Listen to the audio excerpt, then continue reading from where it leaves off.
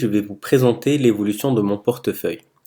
Comme je vous l'ai dit dans des précédentes vidéos, ce portefeuille a été débuté en janvier de cette année, c'est-à-dire en janvier 2023. Par rapport à la dernière vidéo de présentation de mon portefeuille, j'ai opéré beaucoup de modifications. Il faut savoir que sur la précédente vidéo, je possédais 16 actions. Aujourd'hui, j'ai souhaité cleaner mon portefeuille, j'ai réduit mes actions de 16 à 14 actions. Il faut savoir que j'ai vendu plusieurs de mes positions. J'ai vendu une action Meta pour laquelle j'avais fait une plus-value de 200%, pour laquelle j'avais dégagé environ 200 euros de cash. Afin d'optimiser la fiscalité, j'ai essayé de vendre des positions perdantes dont je vous souhaitais m'en débarrasser à hauteur de 200 euros pour compenser cela. J'ai vendu toutes mes actions Alibaba. J'ai vendu aussi toutes mes actions Target, où j'en possédais d'ailleurs qu'une seule, et puis deux actions Bank of America.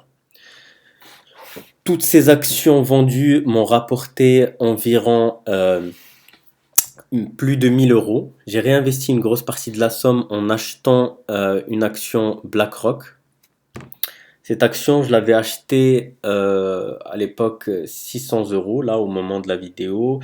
Et depuis, elle a augmenté de plus de 100 euros. Aujourd'hui, elle est à plus de 700 euros de valeur. J'ai aussi renforcé ma position sur une position de santé qui s'appelle Pfizer, qui est l'un des plus grands, l'un des top 10, voire top 5 des entreprises de santé dans le monde, notamment connu pour les vaccins Covid. Entre-temps, du coup, j'ai gardé, en achetant ces deux positions, j'ai quand même pu garder plus de 1000 euros de cash. Ces 1000 euros, je souhaite les réinvestir quand le marché sera un peu plus baissier. Parce qu'il faut savoir que sur la journée d'hier ou d'aujourd'hui, il y a eu une augmentation du marché étant donné que les taux d'intérêt ont stagné. Donc l'objectif, c'est de profiter d'une période de baisse pour investir massivement et dégager des plus-values à l'image de ce que j'ai pu faire avec notamment BlackRock ou à l'époque avec Meta ou Alphabet.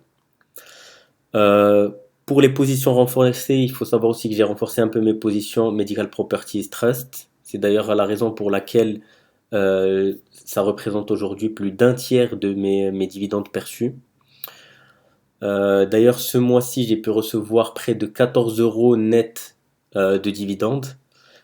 Ces dividendes, ils ont été perçus notamment par Apple, par Medical Properties, par Verizon, pardon, par également des entreprises telles que Texas Instruments et Realty Income qui me versent des dividendes chaque mois. Donc là, on voit bien que le portefeuille s'équilibre de plus en plus. L'objectif, c'est de continuer sur cette lancée tout en augmentant des dividendes. La prochaine étape, ce sera d'investir massivement en cas de baisse du marché pour dégager des plus-values à court terme et aussi d'investir sur des actions qui ont un rendement élevé au niveau des dividendes. Je pense notamment à Verizon et aussi le marché immobilier parce que étant donné la crise, lorsque les taux d'intérêt sont hauts, le marché de l'immobilier souffre, donc j'aimerais renforcer un peu mes positions sur le marché immobilier. Voilà, n'hésitez pas à revenir vers moi si vous souhaitez des précisions concernant mon portefeuille ou sur mes aspirations pour l'évolution de mon portefeuille.